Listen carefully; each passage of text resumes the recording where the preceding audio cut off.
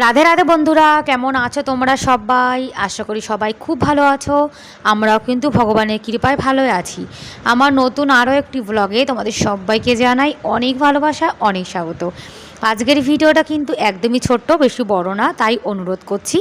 আশা করি তোমরা আজকের ভিডিওটি স্কিপ না করে পুরো ফুল দেখবে, আর আজকের ভিডিওটি তোমাদের ভালো লাগবে। আর ভিডিওর কোনো অংশ, আমার কোনো কথা, কোনো কাজের অংশ যদি ভালো লেগে থাকে তাহলে প্লিজ এটা লাইক করে দিও। আজকে সকাল কিন্তু একটু দেরি করে হয়েছে, কেননা আজকে তো ছেলের স্কুল নেই, যার জন্য ঘুম থেকে একটু দেরি করে উঠেছি। আর আমার কিন্তু আশিবাসি কাজ সবই হয়ে গেছে, আর আমি স্নান করে চলেও এসেছি। রাত্রিরে যে বাসনগুলো মেজে রেখেছিলাম সেগুলো এখন এই যে রেখে দিচ্ছি। আর প্রতিদিন রাতে কিন্তু আমি এঁটো বাসন মেজে রেখে দিই। আর রাতেবেলা বাসন মেজে রাখলে দেখবে আমাদের সকালের কাজটা কিন্তু অনেক তাড়াতাড়ি হয়ে যায়।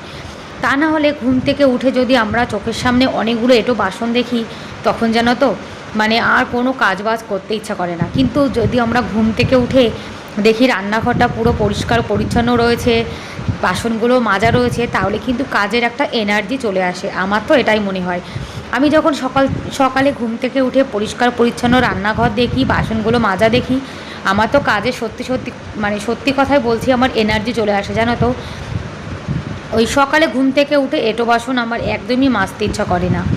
তোমাদের সঙ্গে কথা বলতে বলতে কিন্তু আমার বাসনগুলো রাখা হয়ে গেছে, আর রান্নাঘরটাও কিন্তু একটা ভেজা কাপড় দিয়ে আর একবার পরিষ্কার করে নিয়েছি। রাত্রিরে কিন্তু আমি বাসন মেজে একটা ভেজা কাপড় দিয়ে পুরো রান্নাঘরটা মুছে রাখি, কিন্তু সকালে আর একবার একটা ভেজা কাপড় দিয়ে পুরো কিচেন কাউন্টার, গ্যাস ওভেন কিন্তু পরিষ্কার করে নিই। ঘরটাও গোছানো হয়ে গেছে। আজকে বেড কভারটা চেঞ্জ করেছি।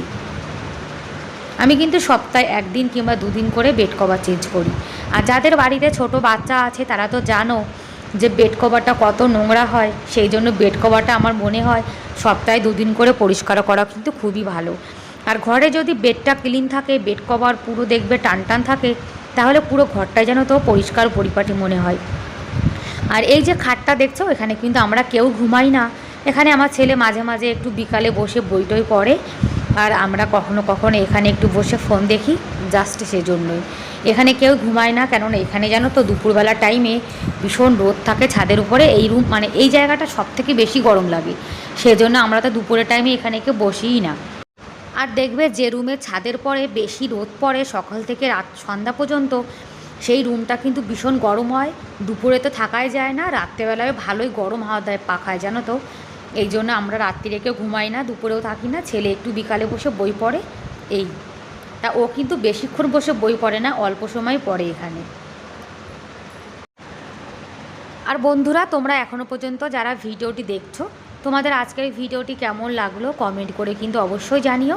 আর ভিডিওর কোনো অংশ যদি একটু হলেও ভালো লেগে থাকে তাহলে প্লিজ একটা লাইক করে দিও। আর আমার চ্যানেলে তোমরা আজকে যারা নতুন আর ভিডিওটি দেখছো, তোমাদের যদি এরকম ভিডিও দেখতে ভালো লাগে তাহলে কিন্তু তোমরা চাইলে আমার এই চ্যানেলটিকে সাবস্ক্রাইব করে আমার এই ছোট্ট পরিবারের পাশে থেকে যেতে পারো। আর এই কাজটা যারা অলরেডি করে দিয়েছো তাদেরকে অসংখ্য ধন্যবাদ। ফ্রিজের কাপড়টা আজকে ধুয়ে দেবো, তাই ফ্রিজের কাপড়টা দিয়ে কিন্তু ফ্রিজটা পরিষ্কার করে নিচ্ছি। আর এখন তো মাঝে মাঝে ভীষণ ধুলোর হাওয়া চলে, যার জন্য এই ফ্রিজের উপরের এই কভারটা যেন তো ভীষণ নোংরা হয়ে যায়। ওদিকে পরিষ্কার পরিচ্ছন্নের কাজ কিন্তু সবই আমি করে নিয়েছি। আর এখন একটু চা বানাচ্ছি। সকালে আমি যতক্ষণ পর্যন্ত চা খেতে না পারি আমার না একদমই ভালো লাগে না। কিন্তু গোপাল সোনাকে সেবা না দিয়ে কিন্তু আমি চাও খাই না জানো তো।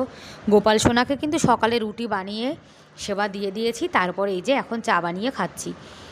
গোপালকে না দিয়ে আমরা খেয়ে নেবো, সেটা কিন্তু একদমই ভালো লাগে না। আজকে ভাবছি একটু গুঁড়ো দুধের চা বানাবো।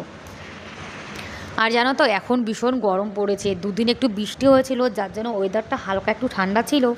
এখন আবার যে রোদ ওঠা শুরু হয়েছে, আবার কিন্তু প্রচণ্ড গরম পড়েছে। আর এই গরমে না কোনো কাজ বাজ একদমই করতে ইচ্ছা করে না। কিন্তু ওই যে একার সংসার, কাজ আমরা যদি না করি তাহলে কে বা করবে। আর একার সংসার হলে জানো তো, যে কাজটা ফেলে রাখবো সেটা কিন্তু পড়েই থাকবে। দেরি করে হোক আর তাড়াতাড়ি করে হোক, কাজটা কিন্তু আমাদেরকে করতে হয়। আর আমি মনে করি সকালে যদি একটু তাড়াতাড়ি ঘুম থেকে ওঠা যায়, তাহলে দুপুরের বেশি গরম পড়ার আগেই কিন্তু দেখবে আমাদের সংসারের কাজবাজ কিন্তু অনেক হয়ে যায়। যেদিন আমরা লেট করে ঘুম থেকে উঠবো, কাজ করতে করতে কিন্তু দুপুর হয়ে যাবে। আর দুপুরবেলায় দেখবে কাজ করতে গেলে গরম কিন্তু একটু বেশিই লাগে। গোপাল সোনাকে তো রুটি বানিয়ে দিয়েছি, এখন আমরা যা খাবো সেটা এখন বানিয়ে নিচ্ছি। ওই সকালে রুটি খাবো, দুপুরে আবার ভাত খাবো।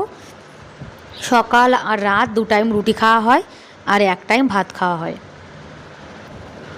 আজকে জানো তো আমার রুটিগুলো কিন্তু ফোলেনি, অন্যদিন রুটি বানাই ভালো ফোলে, কিন্তু আজকে কি জানি রুটি দিয়ে হাওয়া বেরিয়ে গেছে, যার জন্য কিন্তু ফোলেনি।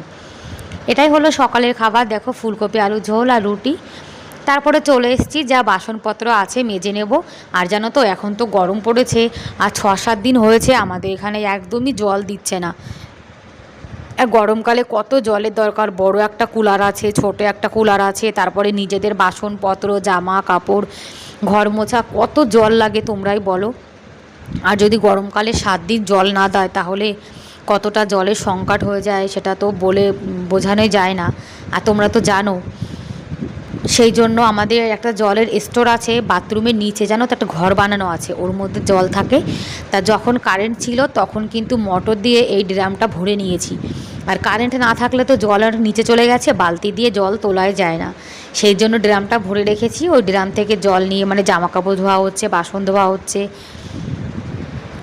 ঠিক আছে বন্ধুরা, তাহলে আজকের মতো এ পর্যন্তই, দেখা হবে পরে ভিডিওতে। ততক্ষণ অনেক ভালো থেকো, সুস্থ থেকো, বাই বাই।